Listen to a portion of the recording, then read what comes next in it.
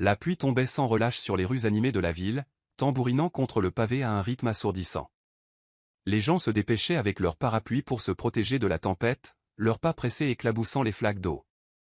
L'air était chargé d'une odeur d'asphalte mouillé et de nourriture de rues lointaines, se mêlant aux sons étouffés des klaxons et des conversations murmurées. Au milieu de ce chaos, Amara était assise au coin d'une rue, grelottant sous une couverture en lambeaux. Ses filles jumelles, Zara et Zina, se blottissaient contre elle, leurs petits corps tremblants de froid. Leurs joues étaient rougies par le vent mordant, et leurs yeux innocents portaient une profondeur de tristesse bien au-delà de leur âge. Amara enroula ses bras minces autour d'elle, les serrant plus fort en murmurant « Restez au chaud, mes amours. Juste un peu plus longtemps. » Le cœur d'Amara se serrait. À seulement 18 ans, elle avait déjà affronté plus de difficultés que la plupart des gens dans toute une vie. Sans abri et seule, elle mendiait dans les rues pour maintenir ses filles en vie. Chaque pièce qu'elle gagnait servait à un maigre repas pour les filles, la laissant souvent sans rien. Ce soir-là, la tempête devint plus violente. Le vent hurlait dans les rues, projetant des débris et rendant plus difficile pour Amara de protéger ses filles. La couverture les couvrait à peine, et la pluie trempait leurs vêtements. Elle chercha désespérément un abri, mais ne vit que des immeubles imposants et des portes fermées. Son regard se porta de l'autre côté de la rue, où une élégante voiture noire s'arrêta devant un restaurant extravagant. La portière s'ouvrit et un homme en sortit, tenant un parapluie. Il était grand, vêtu d'un costume sur mesure qui semblait intact face aux intempéries. Ses cheveux argentés brillaient sous les faibles lampadaires, et ses traits acérés affichaient une expression sévère. C'était Edward Blackwell, le milliardaire reclus. Amara se figea. Elle avait entendu des histoires à son sujet. Un homme immensément riche mais peu intéressé par le monde qui l'entourait. On disait qu'il était froid, distant et inaccessible. Mais à cet instant, le désespoir l'emporta sur sa peur. Si quelqu'un pouvait aider ses filles, c'était lui. Elle ajusta la couverture autour de Zara et Zina, les mains tremblantes. « Restez ici, dit-elle doucement. Je reviens tout de suite. »« Mais maman, il pleut, » protesta Zara, sa petite voix se brisant. « Tout ira bien, » la rassura Amara, en écartant une boucle humide du front de la fillette. « Je le promets. » Amara se leva, les jambes chancelantes, et s'avança sous la pluie. Les gouttes froides piquaient sa peau, mais elle continua, les yeux fixés sur Edward Blackwell. Il posait juste le pied sur le trottoir, son parapluie le protégeant de l'averse. Deux gardes du corps l'encadraient, leurs silhouettes imposantes tenant le monde à distance. « Attendez » cria Amara, sa voix à peine audible par-dessus la tempête. Elle trébucha, ses pieds nus éclaboussant une flaque d'eau. « S'il vous plaît, attendez. » Edward s'arrêta net, tournant légèrement la tête vers le son. Ses yeux se plissèrent en apercevant Amara, une jeune fille trempée et grelottante, ses vêtements collés à sa frêle silhouette. Ses gardes se mirent immédiatement en travers de son chemin. « Monsieur, voulez-vous que nous » commença l'un d'eux, mais Edward leva une main pour le faire taire. Amara les atteignit, à bout de souffle. Sa voix tremblait tandis qu'elle parlait. « S'il vous plaît. J'ai besoin de votre aide. » Edward l'étudia, son regard froid et calculateur. « Est-ce que je vous connais » demanda-t-il, son ton dépourvu de chaleur. « Non, monsieur » répondit Amara, les yeux remplis de larmes. « Mais j'ai entendu parler de vous. Vous avez le pouvoir d'aider les gens. S'il vous plaît, mes filles et moi, nous n'avons nulle part où aller. » Edward jeta un coup d'œil derrière elle et remarqua les deux petites silhouettes blotties sous la couverture au coin de la rue. Son expression resta indéchiffrable. « Pourquoi êtes-vous dehors par ce temps » demanda-t-il. « Où est votre famille » La lèvre d'Amara trembla. « Je n'ai pas de famille. Il n'y a que moi et mes filles. Je vous en supplie. Elles ont froid et faim. Je ferai n'importe quoi, le ménage, du travail, n'importe quoi pour leur donner une chance. » Les gardes bougèrent, mal à l'aise, leurs yeux allant d'Edward à la jeune fille. La mâchoire d'Edward se serra. Il n'était pas un homme habitué aux appels émotionnels, et il n'aimait pas être mis sur la sellette.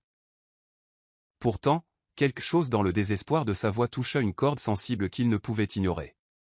Dièse un plaidoyer désespéré, la pluie tombait sans relâche alors qu'Amara s'agenouillait sur le pavé froid et humide. Ses mains étaient jointes dans un geste de désespoir. Ses vêtements collaient à sa silhouette fragile, et ses lèvres tremblantes frémissaient alors qu'elle levait les yeux vers Edward Blackwell, le milliardaire qui s'était arrêté net.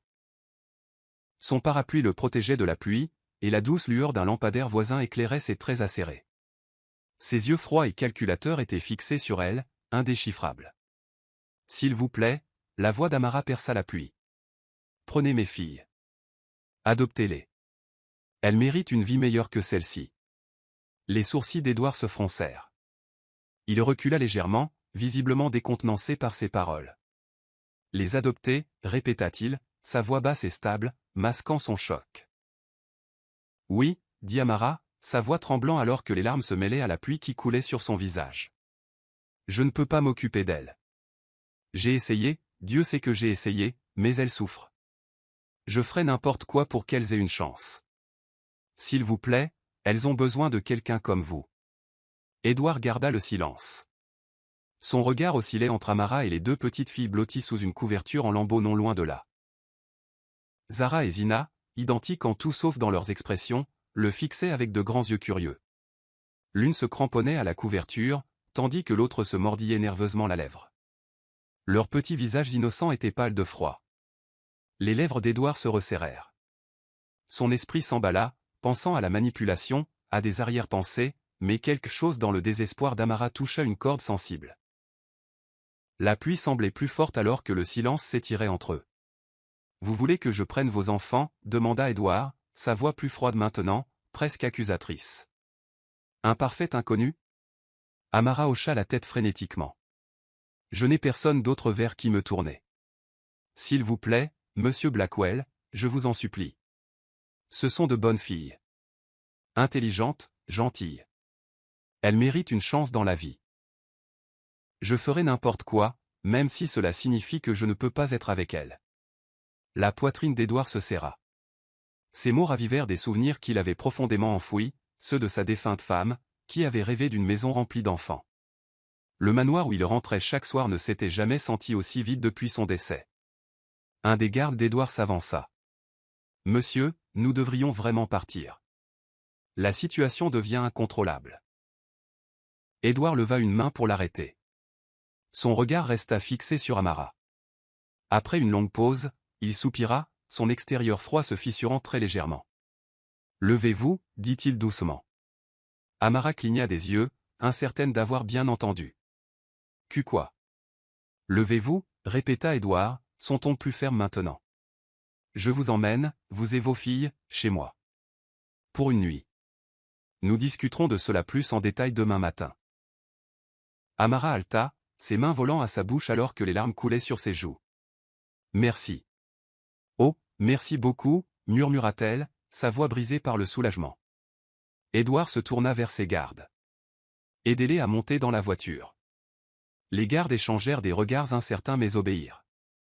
L'un souleva doucement les jumelles, tandis que l'autre aida Amara à se relever. La chaleur de la voiture les enveloppa alors qu'ils montaient, Amara serrant fort ses filles contre elle. Édouard s'assit silencieusement en face d'eux, son expression indéchiffrable alors que les lumières de la ville défilaient en flou. Dies une nuit au manoir. La voiture s'arrêta devant le vaste domaine d'Édouard, le manoir se dressant comme une ombre contre la nuit orageuse. Sa grandeur était indéniable, des portails ouvragés, des colonnes imposantes et des jardins impeccablement entretenus, même sous la pluie.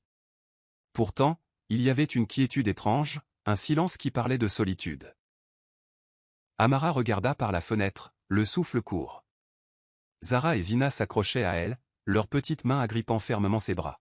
« Maman » murmura Zina, sa voix fluette. « C'est si grand ici. » Amara l'embrassa sur le sommet de la tête. « Je sais, ma chérie. Reste près de moi. » Les gardes les escortèrent à l'intérieur, où la chaleur du manoir contrastait immédiatement avec le froid extérieur. Des sols en marbre brillaient sous des lustres en cristal, et l'air sentait légèrement le cèdre et le poli. Pourtant, malgré le luxe, la maison semblait vide, trop grande pour un seul homme. Édouard retira son manteau et le tendit à un majordome qui apparut silencieusement à ses côtés.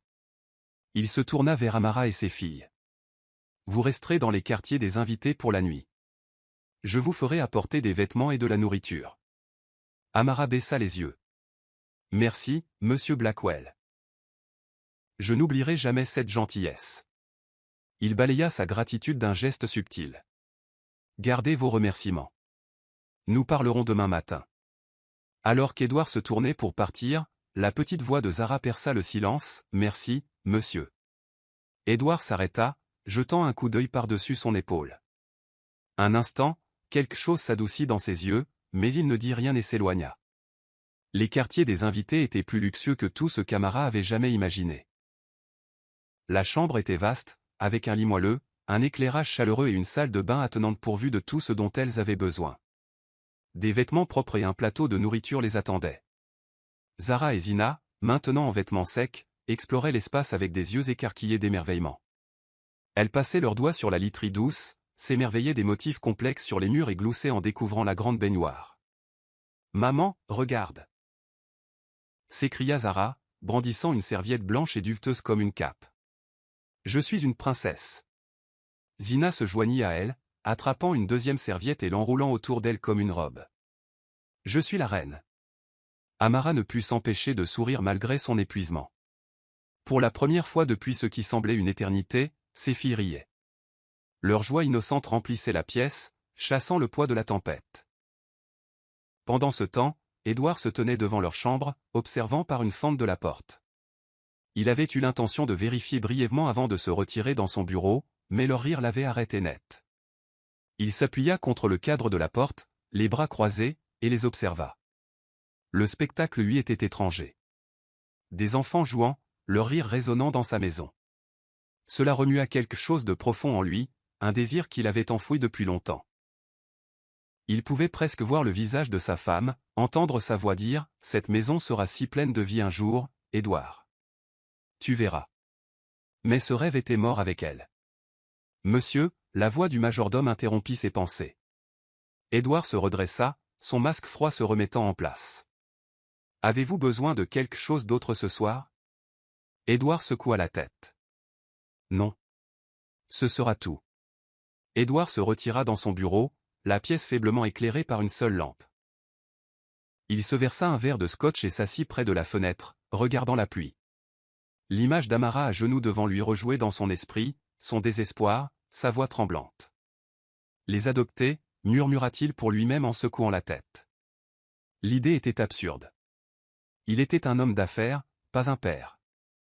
Il n'avait ni le temps ni le cœur pour une telle responsabilité. Pourtant, le rire des jumelles persistait dans ses oreilles, refusant d'être ignoré. Dans la chambre d'amis, Amara aborda Zara et Zina. Elle s'assit sur le bord du lit, observant leur visage paisible alors qu'elle s'endormait. Son cœur se serrait de gratitude et de peur. Gratitude pour la gentillesse qu'Édouard avait montrée, et peur de ce que demain apporterait.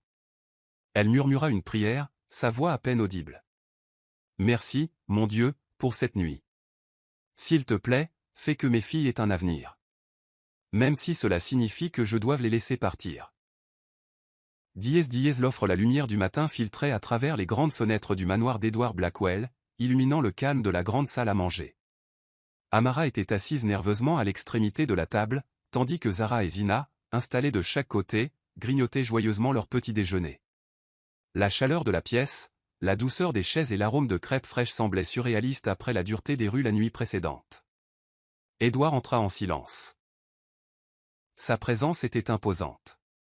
Vêtu d'un costume impeccable, il portait son air d'autorité habituel, mais ses yeux s'attardèrent sur Amara et ses filles un instant de plus que d'habitude. Il prit place à la tête de la table, ses mouvements délibérés. Amara se redressa, le cœur battant la chamade. Elle savait que c'était le moment qu'elle redoutait et espérait. Le moment où Édouard lui dirait ce qu'il avait décidé concernant sa supplique désespérée de la nuit précédente. Les jumelles, inconscientes de la tension dans l'air, gloussaient en étalant du sirop sur leurs crêpes. Zara se tourna vers Édouard avec un large sourire. « Ce sont les meilleures crêpes du monde. » Les lèvres d'Édouard s'étirèrent en un très léger soupçon de sourire. Mais il ne dit rien. Il prit sa tasse de café, ses yeux vifs scrutant Amara, qui évitait son regard. Finalement, il rompit le silence. « J'ai réfléchi à ce que vous avez dit hier soir, » commença Édouard, son ton mesuré. « À propos de vos filles. De ce que vous voulez pour elles. » Les mains d'Amara se crispèrent sous la table. Elle hocha la tête, sa voix à peine plus qu'un murmure. « Merci de nous avoir donné un endroit où rester, monsieur Blackwell. Je n'oublierai jamais votre gentillesse. Je n'ai pas fini, dit Édouard en posant son café. Son regard s'adoucit très légèrement alors qu'il continuait. Je vois à quel point vous aimez vos enfants. C'est évident. Et après les avoir vus ici, rire, jouer, j'ai réalisé que vous séparer d'elle serait cruel. Le souffle d'Amara se coupa. Son cœur battait la chamade alors qu'elle essayait de comprendre ce qu'il disait. Quoi? Que voulez-vous dire? Le visage d'Édouard était indéchiffrable. Je vous propose un accord.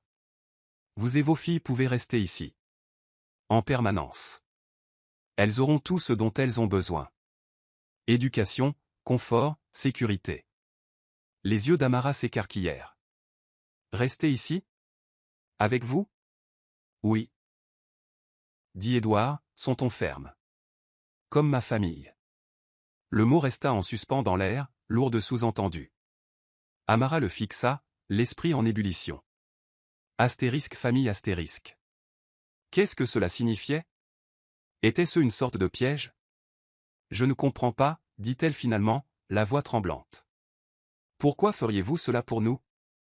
Que voulez-vous en retour? Le regard d'Édouard s'adoucit. Et pour la première fois, il y avait une lueur de vulnérabilité dans ses yeux. J'ai passé des années seul dans cette maison, admit-il doucement. Après le décès de ma femme, j'ai fermé la porte à tout le monde. Je pensais que ça m'allait, mais voir vos filles ici, entendre leur rire, ça m'a rappelé ce qui me manquait. Il fit une pause, comme s'il cherchait les mots justes. Je ne dis pas que ce sera facile. Je ne sais pas grand-chose sur le fait d'être un père, et je n'essaie pas de remplacer leur père. Mais je veux leur donner une chance, une vie meilleure. Et je ne peux pas le faire sans vous. Les yeux d'Amara se remplirent de larmes. La sincérité dans sa voix était inattendue, et elle la laissa sans voix. Elle jeta un coup d'œil à Zara et Zina, qui suivaient la conversation avec de grands yeux. Son cœur se serra à l'idée de dire non, mais la peur et le doute la rongeaient. Quel est le piège? Demanda-t-elle, la voix chancelante. Pourquoi quelqu'un comme vous voudrait-il d'une fille sans abri et de ses enfants dans sa maison? L'expression d'Édouard se durcit légèrement, mais il n'y avait aucune colère dans sa voix. Je comprends pourquoi vous êtes sceptique. Des gens ont profité de vous auparavant. Mais je ne demande rien en retour. Je vous offre cela parce que je le peux, et parce que je pense que c'est la bonne chose à faire. Amara baissa les yeux sur ses genoux, les mains tremblantes. L'idée de rester ici, que ses filles aient un lit chaud et un ventre plein chaque nuit, était presque trop belle pour être vraie. Mais pouvait-elle lui faire confiance? Maman, la petite voix de Zina perça ses pensées. On reste ici? J'aime bien ici. Zara hocha la tête avec enthousiasme. Moi aussi. On peut rester, maman? S'il te plaît? La résolution d'Amara vacilla. Elle regarda ses filles, leurs visages innocents rayonnant d'espoir. Il ne s'agissait plus seulement d'elle. Il s'agissait d'elle. De leur avenir. De leur chance d'avoir une vie meilleure. Elle se tourna de nouveau vers Édouard, sa voix ferme malgré sa peur. Si j'accepte, je dois savoir que mes filles passeront toujours en premier. Que vous les traiterez avec gentillesse. Édouard croisa son regard, son expression sérieuse. Vous avez ma parole. Vos filles seront en sécurité, soignées et aimées. Amara déglutit difficilement, le cœur battant. Elle n'accordait pas sa confiance facilement, mais quelque chose dans la sincérité d'Édouard la poussa à le croire. Lentement, elle hocha la tête. D'accord, dit-elle, sa voix à peine plus qu'un murmure. Nous resterons. Un léger sourire traversa le visage d'Édouard. Une expression rare qui adoucit ses traits habituellement sévères. Bien. Alors c'est réglé. Zara et Zina applaudirent, leur rire remplissant la pièce. Elles coururent vers Amara, enroulant leurs petits bras autour d'elle. Amara les serra fort, des larmes coulant sur son visage. Elle regarda Édouard, les yeux remplis de gratitude et d'incertitude. Merci, dit-elle doucement. De nous donner une chance. Édouard hocha la tête, son regard s'attardant sur les jumelles qui gloussaient et jouaient. Pour la première fois depuis des années, le manoir semblait moins vide. Il ne savait pas ce que l'avenir réservait, mais pour l'instant, il sentit une étincelle de quelque chose qu'il n'avait pas ressenti depuis longtemps. L'espoir. Dies une nouvelle famille, de nouvelles tensions. Les grandes salles du manoir d'Edward Blackwell se remplirent lentement de vie, alors que les jumelles, Zara et Zina, apportaient chaleur et rire dans ces espaces autrefois silencieux. Leurs gloussements résonnaient tandis qu'elles filaient dans les couloirs en jouant à cache-cache, pendant qu'Edward, observant depuis son bureau ou le salon, se surprenait à sourire plus qu'il ne l'avait fait depuis des années. Un matin, Edward était assis dans son bureau, examinant des rapports avec un sourcil froncé. Zina, d'abord inaperçue, jeta un coup d'œil par la porte.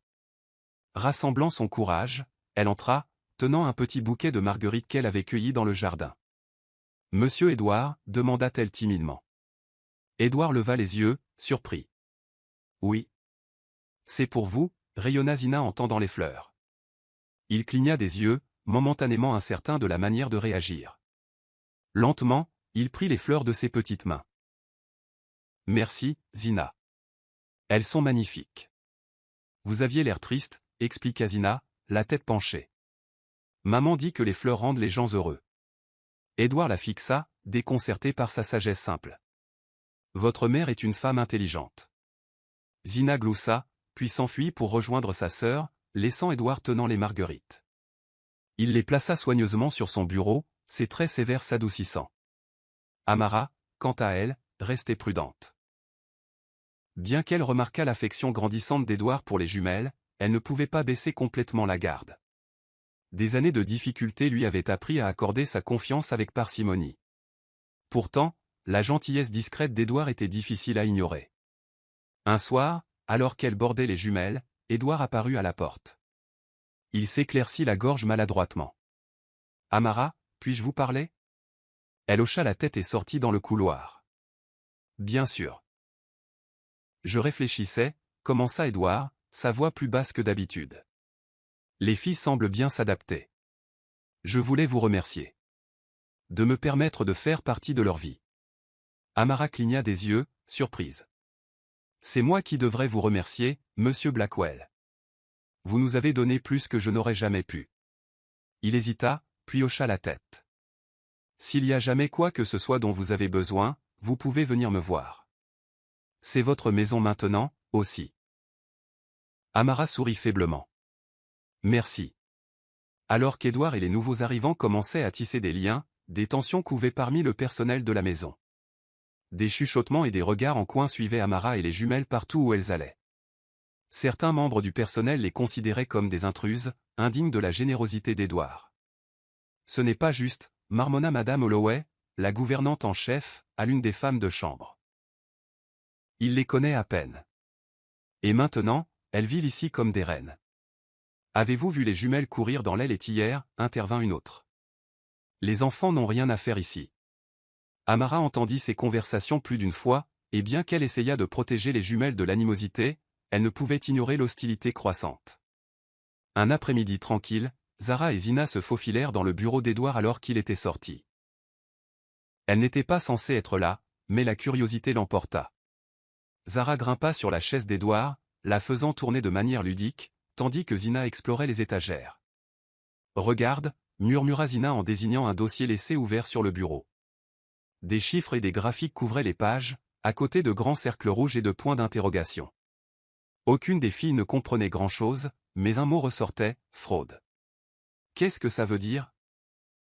demanda Zara en se penchant. « Je pense que c'est quelque chose de mal, » dit Zina, sa voix baissant. Des bruits de pas résonnèrent dans le couloir. Les filles se figèrent, échangeant des regards paniqués. Avant qu'elles ne puissent se cacher, M. Walters, le conseiller financier de confiance d'Edward, apparut à la porte. Son visage s'assombrit en les voyant. « Qu'est-ce que vous faites ici » lança-t-il, sa voix froide. Zina leva les mains. « On n'a rien touché. Je le promets. » Walters s'avança, refermant le dossier d'un geste sec. « Cette pièce est interdite. Sortez. Maintenant. » Les jumelles se dépêchèrent de sortir, leurs petits pas résonnant dans le couloir. Plus tard dans la soirée, alors qu'Amara préparait le dîner dans la cuisine avec les jumelles à ses côtés, Walters apparut, son expression glaciale. Il attendit que les jumelles soient distraites avant de parler à voix basse. « Mademoiselle Amara, dit-il sèchement. Contrôlez vos enfants. » Amara fronça les sourcils.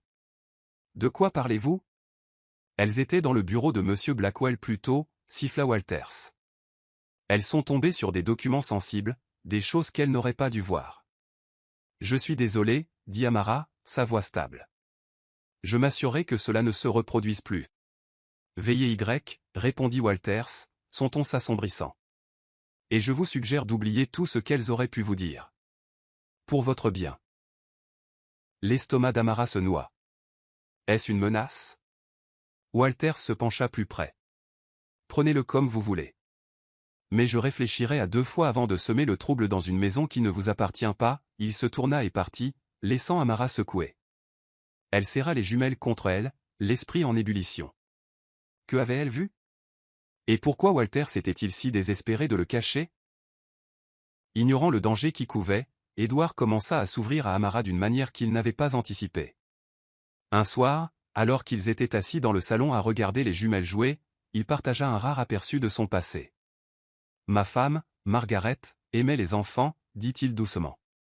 Nous avons essayé pendant des années, mais ce n'est jamais arrivé. Après son décès, cette maison m'a semblé vide. Amara écouta attentivement, surprise par sa vulnérabilité. Je suis désolée, dit-elle doucement. Je ne peux pas imaginer à quel point ça a dû être difficile. Édouard hocha la tête, son regard lointain. C'est étrange. Pendant des années, je me suis convaincu que je n'avais besoin de personne.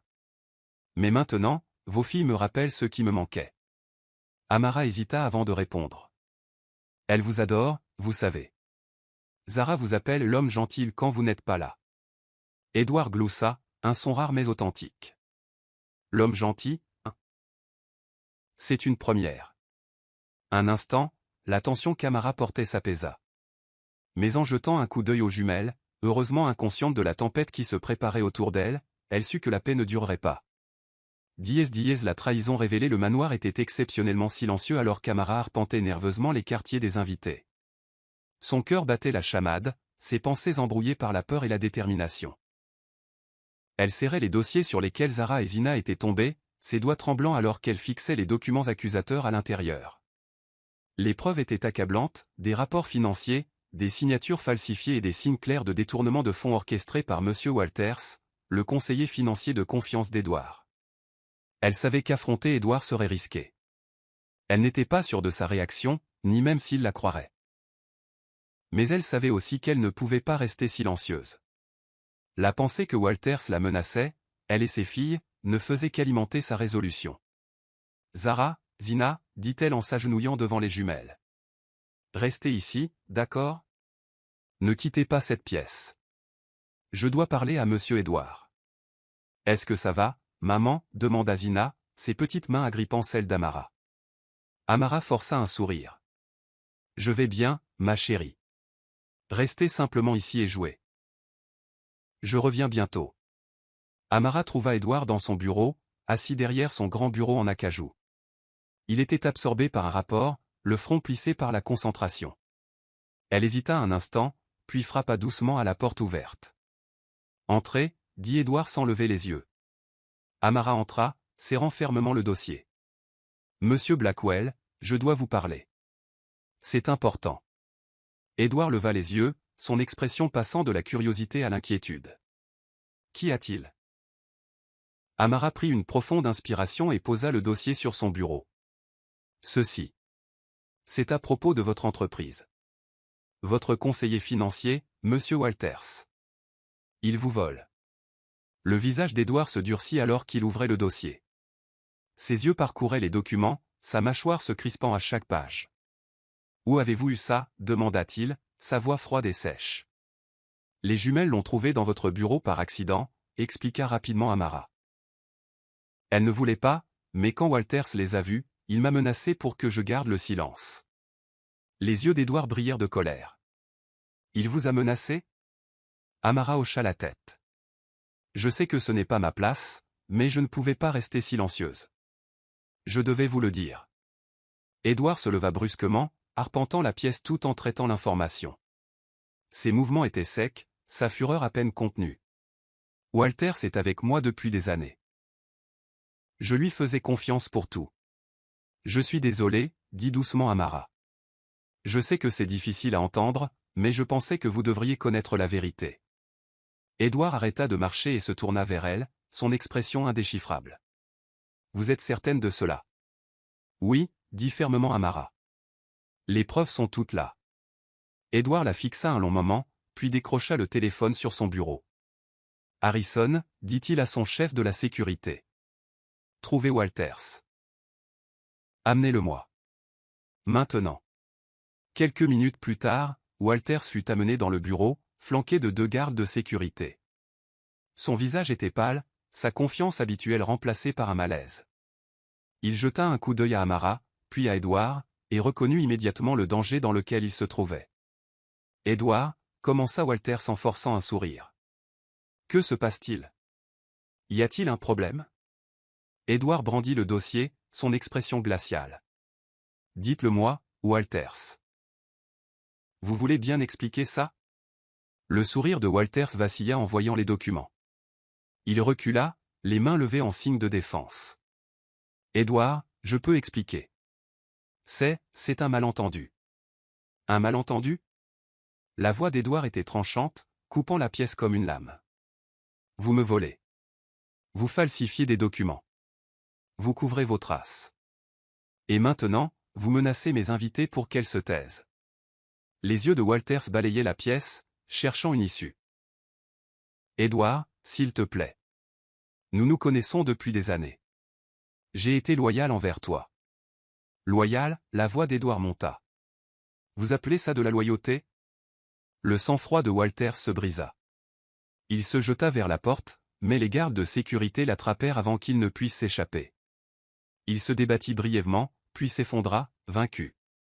Édouard s'approcha, sa voix basse et froide. Vous m'avez trahi, Walters. C'en est fini de vous. Une fois Walters escorté hors du manoir, Édouard se tourna de nouveau vers Amara. Il laissa échapper un long soupir, ses épaules se détendant légèrement. Merci, dit-il doucement. De m'avoir apporté ça. Amara secoua la tête. Vous n'avez pas besoin de me remercier. J'ai juste fait ce que je pensais être juste. Édouard l'étudia un moment, son expression s'adoucissant. Vous n'étiez pas obligé de vous impliquer. Vous auriez pu garder le silence, mais vous ne l'avez pas fait. Cela en dit long sur vous. Amara détourna le regard, ressentant un mélange de fierté et de gêne. Je ne pouvais pas le laisser s'en tirer. Pas après ce qu'il a fait. Édouard hocha la tête, un rare sourire se dessinant sur ses lèvres.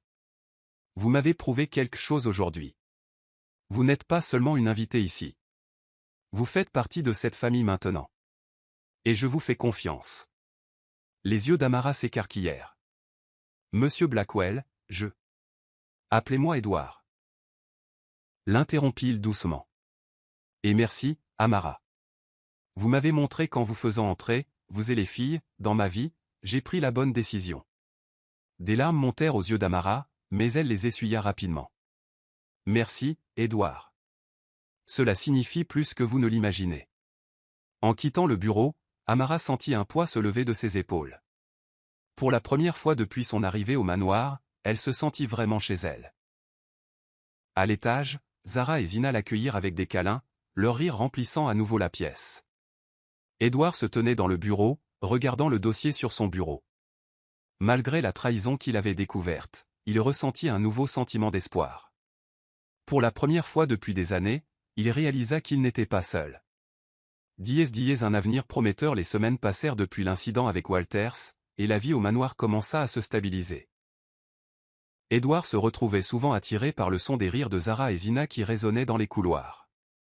Les jumelles apportaient une chaleur indéniable à la maison autrefois vide, et même le personnel commença à s'adoucir, charmé par l'énergie ludique et la gentillesse sans prétention des filles.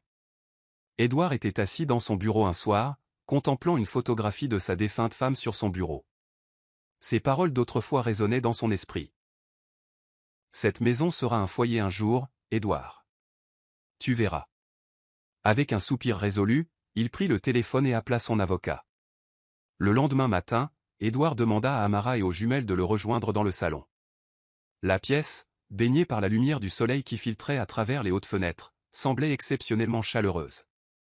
Zara et Zina entrèrent en sautillant, gloussant en s'asseyant sur le canapé moelleux, tandis qu'Amara entra avec hésitation, les yeux remplis de curiosité. « Bonjour », commença Édouard, debout près de la cheminée. Son ton était calme, mais son expression était sérieuse. « Il y a quelque chose d'important dont je veux discuter avec vous toutes. » Zara et Zina échangèrent des regards curieux, tandis qu'Amara croisa nerveusement les mains sur ses genoux. « Est-ce que quelque chose ne va pas » demanda-t-elle doucement. « Pas du tout », l'assura Édouard. « En fait, c'est tout le contraire. » Il fit une pause, son regard se posant sur les jumelles. « J'ai réfléchi à l'avenir. » « Votre avenir. » Les jumelles se redressèrent, leurs petits visages s'illuminant d'excitation. « Notre avenir » demanda Zara en penchant la tête. « Oui » dit Édouard avec un léger sourire. Il prit une profonde inspiration et se tourna vers Amara. « Amara, je veux demander officiellement la garde de Zara et Zina. » La pièce devint silencieuse. Les yeux d'Amara s'écarquillèrent, son souffle se coupa dans sa gorge. « La garde » répéta-t-elle, sa voix à peine audible. Édouard hocha la tête. « Je veux m'assurer qu'elles ont un avenir sûr et stable. Il ne s'agit pas de vous les enlever. Il s'agit de les protéger. S'il devait arriver quelque chose, je veux être légalement en mesure de subvenir à leurs besoins. De les garder en sécurité. » Les mains d'Amara tremblaient. Elle regarda ses filles, qui fixaient Édouard avec de grands yeux curieux. « Vous voulez les adopter » murmura-t-elle. « Je veux leur donner l'avenir qu'elles méritent » clarifia Édouard. « Et je veux que vous fassiez partie de cet avenir également. » Le cœur d'Amara battait la chamade alors qu'elle traitait ses paroles. « Moi ? Que voulez-vous dire » Édouard s'approcha, sa voix stable. « Amara, vous avez tant sacrifié pour vos filles. Vous avez fait preuve d'une force et d'un courage que je respecte profondément. Mais vous méritez une chance de reconstruire votre propre vie. » Amara cligna des yeux, ses émotions menaçant de la submerger. « Je ne comprends pas, j'ai pris des dispositions pour que vous puissiez poursuivre vos études, » expliqua Édouard. « Je veux vous offrir une formation professionnelle, afin que vous puissiez poursuivre une carrière. Quelque chose qui vous donnera indépendance et stabilité. » Des larmes montèrent aux yeux d'Amara. « Pourquoi faites-vous cela ?» Le regard d'Édouard s'adoucit. « Parce que vous l'avez mérité. Vous avez prouvé à maintes reprises à quel point vous aimez vos filles, et vous m'avez montré ce que signifie prendre soin des autres de manière désintéressée. C'est ma façon de vous rendre l'appareil. » Amara essuya ses larmes, sa voix se brisant.